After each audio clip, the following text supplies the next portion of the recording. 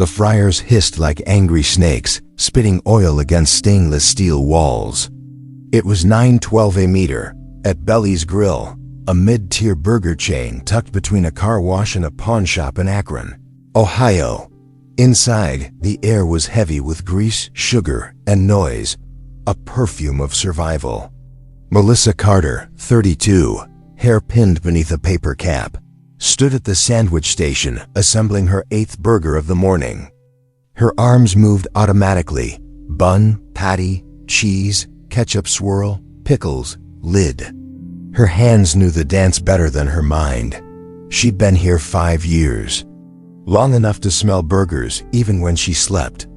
Long enough to mistake the sizzling sound for a heartbeat.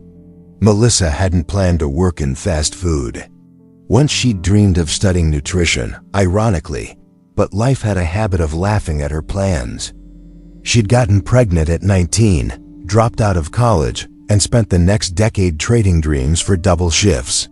Her son, Eli, was now 12, bright, sweet, the reason she kept going. Belly's Grill was supposed to be temporary.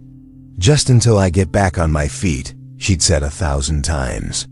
But every year, the bills came faster than the pay raises. Rent, insurance, Eli's asthma meds. The math never changed. What did change was her body. When she started, she'd weighed 160 pounds. 5 years later, she didn't weigh herself anymore. The number had stopped being information. It was punishment. The irony was that the company encouraged employees to eat the food, be the brand. The posters said, every shift, they were allowed 2 free meals, a perk that felt generous when she signed the contract.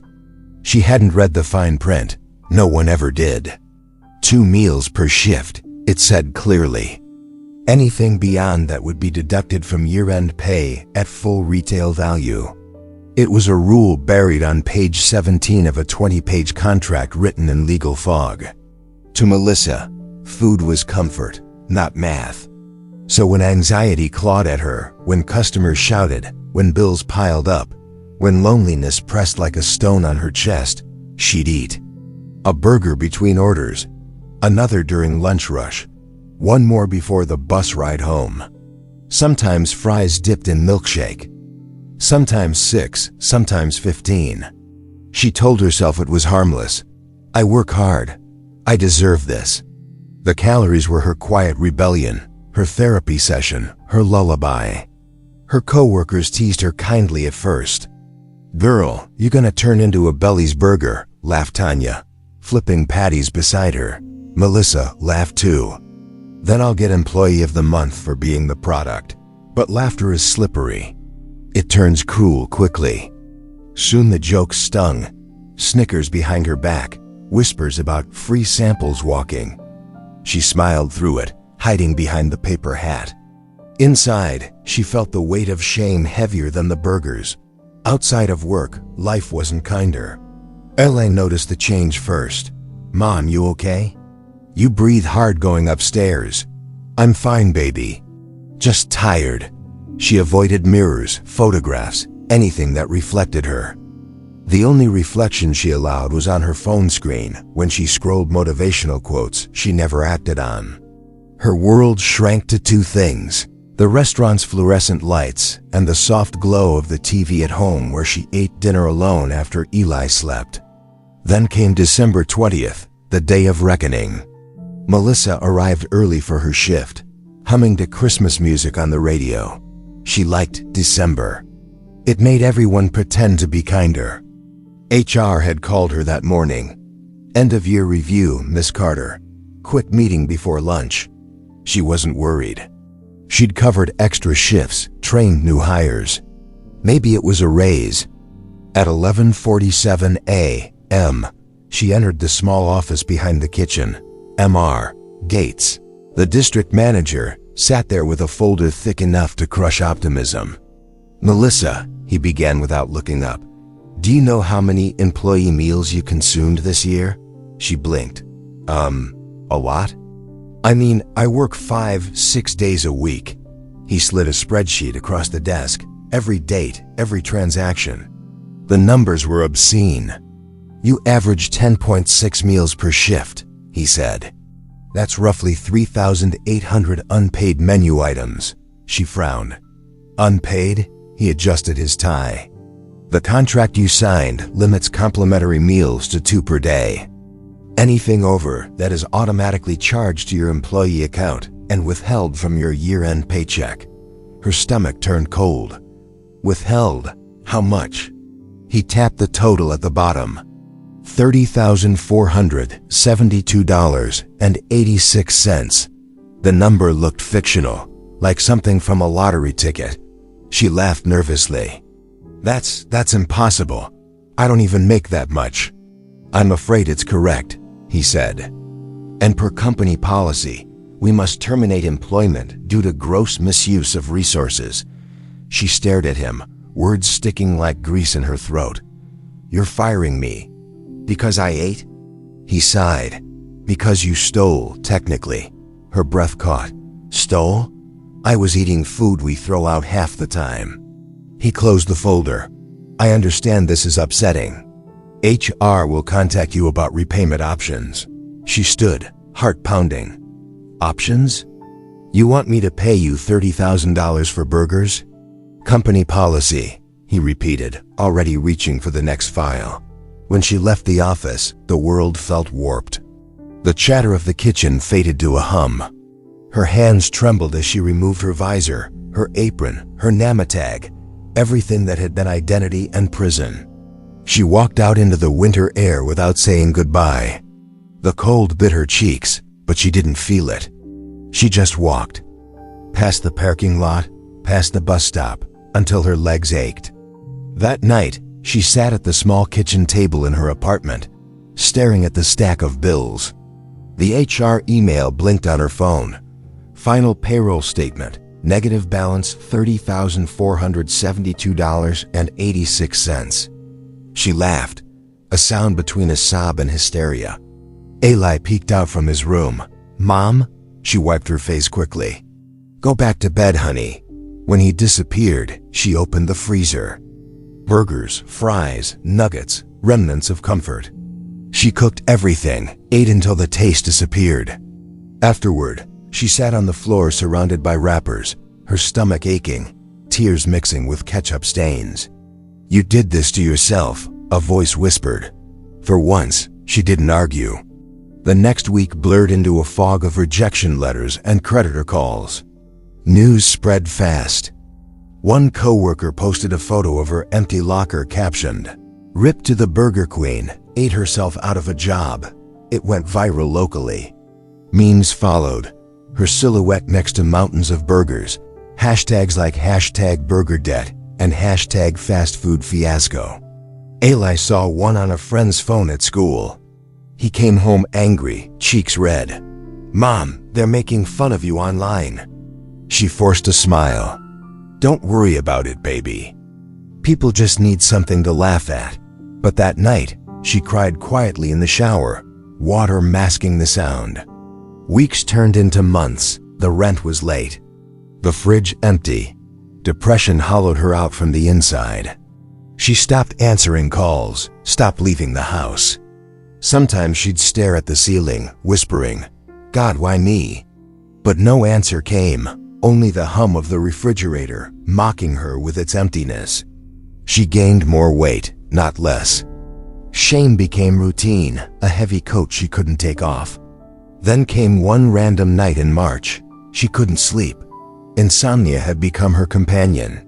She scrolled endlessly through YouTube, makeup tutorials, cooking shows, old sitcom clips, until a thumbnail caught her eye. Kobe Bryant, the Mamba mentality, discipline and purpose. She almost skipped it. She wasn't into basketball. But something about his eyes on the thumbnail, focused, relentless, made her click. For the next 10 minutes, Kobe's voice filled her tiny living room. "You can't stop at failure. Failure is information. It tells you what not to do next time. Rest at the end, not in the middle." Melissa sat frozen. The screen's glow flickered against her tear-streaked face. He spoke about obsession, about commitment, about how comfort kills greatness. Something inside her cracked open. She whispered aloud, "I've been living in comfort my whole life. Not comfort like luxury, comfort like resignation. The easy pain of staying the same." She looked around. Empty wrappers, greasy carpet, unpaid bills, the reflection of herself in the dark window. A ghost of who she wanted to be. Then, quietly, she said the words that would change everything. "Tomorrow. I start tomorrow." Morning arrived gray and cold. For the first time in months, she didn't open the freezer. She opened the front door. The wind hit her face. It smelled like asphalt and second chances. She walked to the end of the street and back. Barely 10 minutes, her knees screamed. Her lungs burned. Her heart felt like a hammer, but she did it. When she got home, she collapsed onto the couch, laughing and crying at once. It wasn't much, but it was a beginning, the smallest flicker of something she hadn't felt in years: hope. That evening, she took a notebook from Eli's school supplies and wrote across the first page, "Day 1. Walked to the end of the street. Didn't die. We'll try again tomorrow." Then she drew a small star next to it. She didn't know that this simple act, one page, one walk, would one day spark a movement that would reach millions. But for now, she was just Melissa Carter, the woman who owed $30,000 for burgers, and had finally decided to stop eating her pain. The internet has a way of finding the weakest moment in your life and pressing replay forever. For Melissa Carter, that moment was frozen in a blurry cell phone photo, her uniform straining at the seams, a half-eaten burger in one hand, a smile she didn't remember giving. The caption read, "When you eat the profits instead of making them." Hashtag burger debt, hashtag fast food fiasco. It had been posted by Jason, one of her former co-workers at Belly's Grill, as a joke. By the time he deleted it, it had already been shared 50,000 times. She found out about it the next morning. Her cousin called first. "Mel, you're on Twitter. What do you mean?" She asked grudgingly, sitting up in bed. "Just look. Don't freak out." She did freak out. Her hands shook as she scrolled through endless retweets and comments. "Only in America. How do you eat your way into debt? She should get sponsored by Belly's. She's their best customer." There were memes too. Her face photoshopped onto burger mascots, cartoon drawings of a woman buried under buns. Even local news picked it up. Fast food worker fired after racking up $30,000 in burgers. Her phone buzzed with unknown numbers, some reporters, some trolls. She turned it off, but the noise lived on in her head. For weeks, she didn't leave her apartment. Eli still had school, so she forced herself to function. Breakfast, bus stop, pretend normal. Then she'd come home and crawl back into bed, curtains drawn, phone face down on the floor. At night, she'd scroll anyway. People online were cruel in ways you couldn't imagine until you read them yourself. Disgusting. No wonder America's obese. She deserves it. Each word sank deeper, until she started believing them. Bills kept coming, of course. She sold her TV first, then her couch. She applied for other restaurant jobs, but no one called back. Her name was toxic. Hiring her meant headlines. The irony wasn't lost on her. She was famous and broke. By February, she was 3 months behind on rent. Her landlord, Mr. Henson, was kind at first. He'd known her since she moved in. But kindness has a deadline.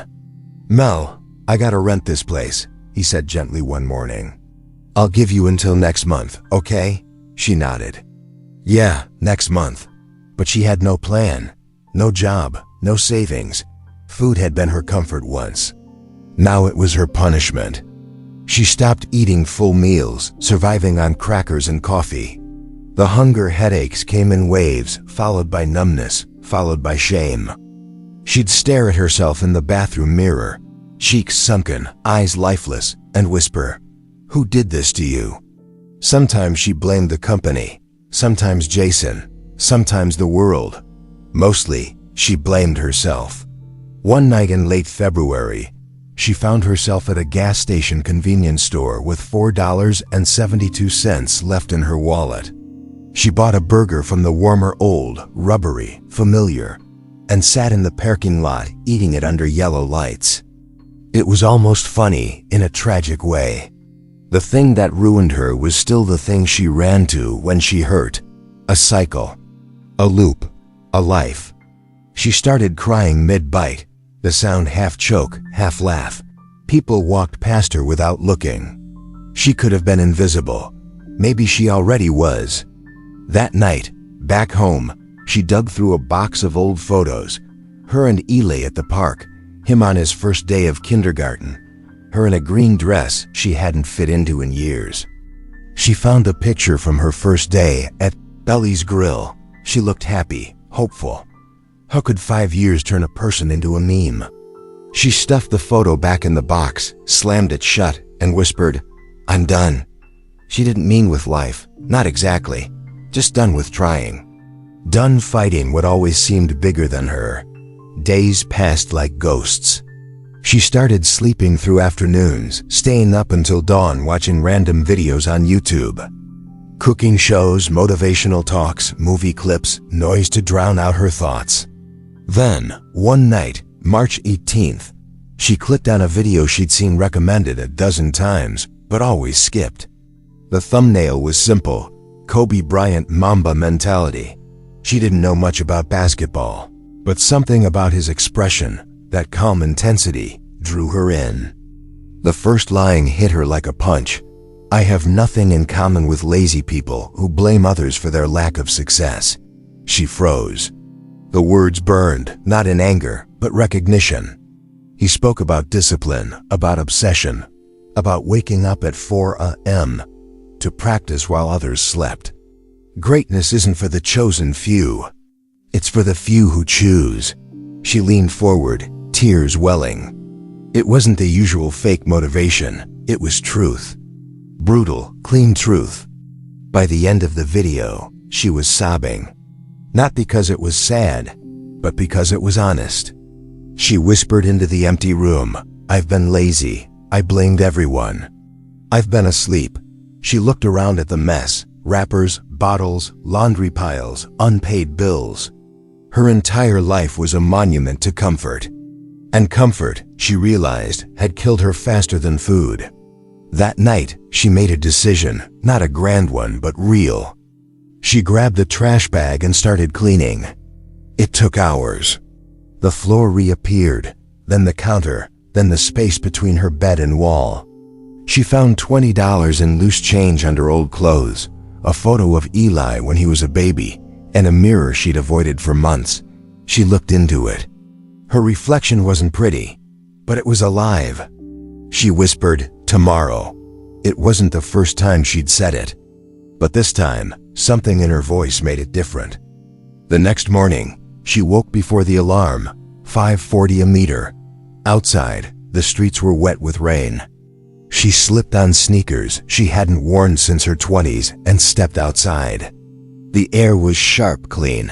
It stung her lungs. She started walking, not far, just down the block and back. Her knees screamed. Her breath hitched. Sweat pooled faster than it should have. By the end, she was shaking, heart racing. But she did it. She laughed, a raw, gasping laugh. "Okay," she said aloud. "We start small." Over the next week, she walked every morning. 10 minutes became 15. 15 became 20. She posted her first video, not expecting anyone to see it. It was shaky phone footage of her, face red and sweaty, saying, "I used to eat 15 burgers a day. I got fired. I was miserable. But today, I walked for 20 minutes. I don't know where this goes, but I'm trying." She tagged it #day1 #trying again. It got 12 views, 2 likes. 1 comment, "Good for you." It was more encouragement than she'd had in months. A few weeks later, she uploaded another clip, day 20. Her face looked slimmer, her voice steadier. She said, "I'm down 15 pounds, still broke, still tired. But for the first time, I'm not hopeless. This time, The video got a few hundred views. People commented, "You got this. Following your journey. If she can do it, so can I." For every kind word, there were 5 cruel ones. "Bet she gives up next week." Another fat influencer chasing sympathy. She relapse. At first, she cried. Then she realized something Kobe had said in that video. The haters are your fuel. They're proof you're moving. So she kept moving. By June, she had lost 40 pounds. Her walks turned into jogs. She learned to cook actual meals, vegetables, lean meats, water instead of soda. She created a new TikTok handle, @MelissaMoves. Her follower count grew slowly, then all at once. People loved her honesty, the unfiltered, no makeup, sweat-drenched reality. She wasn't a model selling a plan. She was proof of possibility. Her caption on day 100 read, "I don't crave burgers anymore. I crave becoming someone I respect." The post hit 2 million views in a week. She began getting messages from strangers. "You don't know me, but your videos stopped me from giving up. I watched you walk your first mile. Today I walked mine. You're helping me eat again after hating myself for years." She screenshot everyone, printed some, and stuck them on her fridge. Her rent was still late, her debt still real, but something had shifted. She was rich in purpose. One afternoon, while stretching before a jog, she noticed something strange. Across the street, someone was filming her. It was a young man, maybe 20, holding his phone. He approached awkwardly. "Hey, are you Melissa, the burger girl?" She froze. That name still stung. "Used to be," she said carefully. He smiled nervously. "No, I mean, the girl who changed everything. I've been following you." "You're awesome." She blinked, caught between disbelief and warmth. "You're serious?" "Yeah," he said. "You made me start running. I was like 200 pounds heavier last year." She didn't know what to say. She just smiled. "Keep going, okay?" He grinned. "You too." That night, Melissa sat on her bed scrolling through her old posts. From day 1 to day 200, the change was visible, not just in her body, but her eyes. There was light again. She recorded a video, more serious this time. "When I got fired, I thought my life was over. When they made fun of me online, I wanted to disappear. But here's the thing. The world doesn't decide when your story ends. You do. If you're breathing, you still get to turn the page."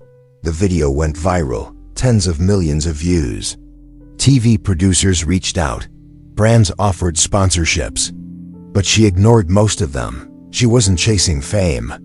She was chasing integrity. Eli, now 13, watched her transformation with pride. He jogged beside her some mornings, trying to keep up. "Mom," he said one day, panting, "I think you're like a superhero." She laughed. "Super sweaty, maybe." "No, I mean it," he said. "You didn't let them break you." She slowed her pace, smiling. "That's the trick, kid. You can't control what they do. You only control whether you get back up." By December, 1 year after the HR meeting that had destroyed her, Melissa Carter was unrecognizable. She'd lost 180 pounds, gained 500,000 followers, and paid back nearly a third of her debt through donations and speaking gigs. But more than that, she'd become a symbol. Not of fitness, but of resilience. When people asked her how she did it, she always said the same thing. 1 burger less. 1 walk more. Simple, honest, true. What she didn't know yet was that her biggest challenge and triumph was still to come. Because redemption isn't a finish line. It's a lifetime sport. When Melissa Carter woke up the morning after her viral video hit 1 million views, the world outside her small apartment felt different. Not because anything had changed, but because she had. The same sun slipped through the blinds, the same cracked ceiling stared back at her. But she wasn't the same woman who once sat here drowning in grease and regret. Now she had something rare, momentum. Her phone buzzed endlessly that morning. Hundreds of notifications, messages, emails. Brands wanted her to promote detox teas and appetite suppressants. TV producers wanted the fat girl redemption story. Everyone wanted a piece of her, except her landlord, who still just wanted rent. Melissa ignored the offers. She made herself a simple breakfast: scrambled eggs, half a banana, water. No burgers, no fries, no guilt. She sat by the window and whispered, "We're not going back." But change, she learned, doesn't happen in applause. It happens in silence. The first few months after going viral were a blur of discipline and loneliness. Her walks turned into jogs. Jogging became running. Running became therapy. The first time she made it 3 miles without stopping, she collapsed on the curb, laughing and crying at once. Her legs burned, her lungs screamed, but her soul felt light. She filmed herself after every run, sweaty, flushed, triumphant, and posted, "Still tired. Still grateful." Each video pulled thousands of comments, some kind, some cruel. "You're glowing. Still fat though. You're inspiring." She bounced back soon. At first, she tried responding to every message, defending, explaining, thanking. But soon she realized, you can't reason with ghosts, so she stopped arguing. She started working. Every morning before dawn, she'd lace up her worn sneakers and whisper a prayer. "Lord, give me strength to keep moving. Not fast, not perfect, just forward." Her workouts became sacred, her altar, her battlefield, her peace. Sometimes she'd imagine Kobe watching from somewhere above, shaking his head and saying, "Rest at the end, not in the middle," so she didn't rest. Her small online community began to grow into something beautiful. People shared their own struggles: addiction, depression, obesity, heartbreak. They didn't see her as a celebrity. They saw her as them. One comment read, "I'm 46, 380 pounds, haven't left my house in months. Watching you run makes me believe I can walk again." Another, "I ate 6 burgers today. I wanted to die. Then I found your page. Thank you for not pretending." Melissa printed that one out and taped it above her mirror. Every time she wanted to quit, she'd read it aloud. "Thank you for not pretending." That became her mantra. But success has a shadow. The more visible she became, the more enemies appeared, not from strangers, but from the past. Old co-workers started messaging her, mocking her transformation. Guess the Burger Queen finally learned portion control. Don't act like you're better now. Even Jason, the one who'd posted her photo, reached out. "Yo Mel, didn't think you'd blow up like this. Wanna collab on a video?" Could go viral again. She stared at his message for a long time before replying. "I don't feed off humiliation anymore." Then she blocked him. The gym was another battlefield. The first day she walked in, the stairs hit harder than any treadmill could. Some people recognized her from the news. Whispers rippled. "Isn't that the burger girl?" She ignored them. She had work to do. Her trainer, a kind woman named Renee, greeted her with a grin. "Forget them," she said. "We all start somewhere." Melissa nodded, gripping the dumbbells. "Yeah, I just started a little heavier than most," Renee laughed. "Then we'll make you a little stronger than most." And they did. Her progress came slow, steady, sacred. Week after week, she lifted heavier, ran longer, ate cleaner. Her body changed, yes, but her mind transformed faster. She no longer craved comfort food. She craved consistency. At home, Eli became her biggest fan and strictest coach. He'd wake up early on weekends, joining her jogs. "Mom, you're faster today," he'd shout as she ran ahead. Sometimes, when her legs gave out, he'd walk beside her and say, "Remember what Kobe said." She'd laugh between gasps. "Rest at the end, not in the middle," he'd grin. Exactly. Those mornings were her favorite, just her and her boy, running toward a better life. But not everything was a movie montage. There were days she broke down crying on the bathroom floor, too tired, too sore, too broke. Days when she'd stare at the debt balance still hanging over her, $20,000 left, and wonder if any of this was worth it. The internet that once lifted her up now expected perfection. If she skipped a post, people speculated. She relapsed. She's hiding something. If she shared a bad day, they said, she's milking her story. She started to understand what fame really was. A magnifying glass that burns if you stand still too long. So she kept moving. Her videos evolved from simple updates to powerful reflections. One night, she recorded from her kitchen, speaking softly into the camera. I used to think food was my friend. But it wasn't. Food didn't betray me. I betrayed myself every time I used it to avoid feeling. And healing isn't about dieting. It's about facing what you've been eating to numb. That clip reached 10 million views in 3 days. The next week, a well-known talk show called. The studio lights were blinding. Melissa sat across from the host, palms sweating, knees trembling under the table. "Melissa," the host began, "you were once the woman the internet mocked. Now you're inspiring millions. What's your message to people who laughed at you?" Melissa smiled, not forced, but peaceful. "Honestly, thank you. They made sure I couldn't go back to who I was." The audience applauded. The clip aired the next morning, sparking headlines. "Burger Girl no more, Melissa Carter's redemption." But the next day, another headline appeared. Fast food chain offers former employee $5 for sponsorship. Belly's Grill had reached out, publicly offering to celebrate her transformation as part of a rebranding campaign. Their email was polished, flattering, and manipulative. "Your story embodies resilience. We'd love to partner on a commercial that promotes healthy eating choices available at Belly's." Melissa stared at it for a long time. Once she would have said yes. Now she saw through it. They weren't celebrating her. They were sanitizing her. She typed her reply slowly.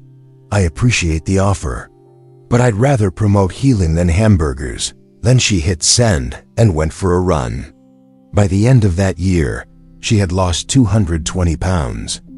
Her face was sharper, her skin glowed, her posture straightened. People recognized her on the street now, but not for shame, for strength. One afternoon, a woman approached her outside a grocery store. "Excuse me," she said nervously. "Are you Melissa Carter?" Melissa smiled. "Used to be. Now I'm just Mel." The woman's eyes filled with tears. "You saved my sister's life. She started walking because of you. She's down 80 pounds. She said, 'Tell the burger lady thank you.'" Melissa's throat tightened. "Tell her I said keep going." When the woman left, Melissa stood there a long time, hands trembling. The air smelled like rain and redemption. Still, the universe has a way of testing what you claim to believe. For Melissa, that test came in the form of a message from her doctor. Routine blood work, nothing urgent. She almost skipped it. When the results came in, her doctor called her directly. "Melissa, your liver enzymes are off. You've lost a lot of weight fast. It's not dangerous yet, but you need to slow down, rest more." She nodded numbly. Rest, right.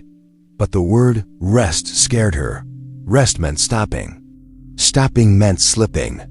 For days, she pushed through exhaustion, pretending she was fine. Until one morning, mid-run, her vision blurred. The world tilted. She woke up in a hospital bed with Eli crying beside her. "Mom, you scared me." She tried to smile weakly. "Guess I finally rested, huh?" He sniffled. "You promised not to stop in the middle." She took his hand, tears spilling down her cheeks. "I didn't stop, baby. I just needed to catch my breath." That night, alone in the hospital room, Melissa stared at the ceiling. For the first time in years, she let herself rest. Truly rest. Not from laziness, but from love. She whispered a prayer. "God, if you still have plans for me, I'll follow. But teach me to move without breaking myself." The next morning, when she checked her phone, Thousands of messages flooded in. People had noticed her sudden silence online. Some worried, some speculated. Instead of hiding, she opened her camera and recorded a short video from her hospital bed. "Hey everyone, I pushed too hard. My body said no. So I'm listening." Because self-love isn't just about pushing, it's about protecting. The post exploded. People shared it with captions like, "Real strength looks like this." By spring, Melissa was back home, stronger, not just physically, but spiritually. She started training slower, eating better, resting intentionally. She joined a small church near her apartment, where she volunteered teaching cooking classes for single moms. Her first lesson began with laughter. Rule number 1, read your contract before eating 15 burgers a day. Everyone laughed, but some cried too. Because her story wasn't about burgers anymore. It was about bondage and freedom. On day 600, Melissa stood at the edge of the same street where she'd first walked, where her knees had screamed and her lungs had burned. Now she ran past it effortlessly, hair flying, face glowing, eyes forward. She wasn't running from pain anymore. She was running with purpose. She whispered as she passed her old workplace, now remodeled, new logo, new faces. "Thank you for firing me." Because if they hadn't, she'd still be there, lost between grease and guilt, waiting for someone to save her. But she'd learned the truth. No one saves you. You choose to stand. You choose to walk. You choose to fight. And that fight had just begun. By the time the leaves began to turn that October, Melissa Carter was no longer the woman who had eaten 15 burgers a day. She wasn't the viral joke, or the sob story, or even the inspiration. She was something rarer, a person at peace with the pieces that once broke her. The mirror still startled her sometimes. The cheekbones, the smaller frame, the light in her eyes, all strangers who had been waiting to meet her. But when she smiled, it was still the same smile, just lighter, freer. The kind of smile that came from forgiveness, of herself, of the world. Her mornings began with gratitude instead of hunger. She'd step outside before dawn, the air crisp with autumn chill, whispering a quiet thank you to no one and everyone. Her runs weren't about distance anymore. They were about clarity. She ran not to lose weight, but to remember that she could move forward, always. Afterward, she'd make breakfast for Eli, now 14 and taller than her. He'd wolf down eggs and toast, laughing about some meme she didn't understand, then grab his backpack and yell, "Love you, Mom," before sprinting out the door. Those moments, small, ordinary, sacred, were the reward. Not fame, not followers, just life finally being lived. Still, she couldn't ignore what was happening online. Her story had outgrown her. Her videos were now studied in wellness programs. Her before and after photos hung in gym lobbies across the country. She'd been invited to speak at a mental health summit in New York, all expenses paid. The email had made her cry. Not because of the money or prestige, but because 2 years earlier, she couldn't afford a bus ticket. Now they wanted to hear her voice. On the day of the summit, she stood backstage, heart thundering. She wore a simple navy dress, one she'd bought secondhand but tailored herself. She could hear the murmur of hundreds of people waiting in the auditorium. A stage manager whispered, "You're up in 30 seconds." She nodded, took a deep breath, and whispered the same prayer she'd said before every run, "Lord, give me strength to keep moving." When she stepped into the light, the room fell silent. She began softly. "I used to weigh over 400 pounds, she said. But that wasn't my real weight. My real weight was the shame, the guilt, the hopelessness I carried." Murmurs rippled through the crowd. "I ate to feel full when life felt empty. I thought comfort was love, but comfort was killing me." Then one day, I saw a video that said, "Greatness isn't for the chosen few. It's for the few who choose." And I decided to choose. She paused, eyes glistening. But I didn't just lose weight. I lost bitterness. I lost excuses. I lost the version of me that believed her story was over. The audience leaned in. If you take one thing from me today, let it be this. Don't wait for a miracle. Be one. Silence held for a heartbeat. Then applause rose like thunder. People stood, clapping, crying, recording. Melissa smiled through her tears. She wasn't performing. She was witnessing, testifying to the grace of starting again. That night, in her hotel room, she sat by the window overlooking the city lights. Her phone buzzed nonstop. Articles, clips, congratulations. But one email stood out among the noise. From corporate at Belly's Grill. Com subject. Let's talk. A different kind of collaboration. Her chest tightened. She read it twice. It wasn't a PR stunt this time. The company had a new CEO, Alicia Warren, a woman who had followed Melissa's journey for months. The email was simple, sincere. We owe you more than an apology. We'd like to meet, not for a commercial, but for change. Melissa stared at the screen for a long time. Old wounds ached, but curiosity stirred. Change. That word had rebuilt her life. So she wrote back, I'll come. The meeting took place 2 weeks later at Belly's headquarters, the same company that had once branded her a thief. She walked through the revolving glass doors wearing jeans, sneakers, and confidence. Receptionists whispered, recognizing her from the posters still framed on the walls, not of her, but of the system that had failed her. In the conference room, Alicia greeted her with a firm handshake and kind eyes. Melissa, I've been waiting to say this in person. I'm sorry. What happened to you was wrong. Melissa nodded quietly. It was also the best thing that ever happened to me. Alicia smiled. Then let's make sure it never happens again. She explained a new initiative, a company-wide wellness reform. No more exploitative meal deductions.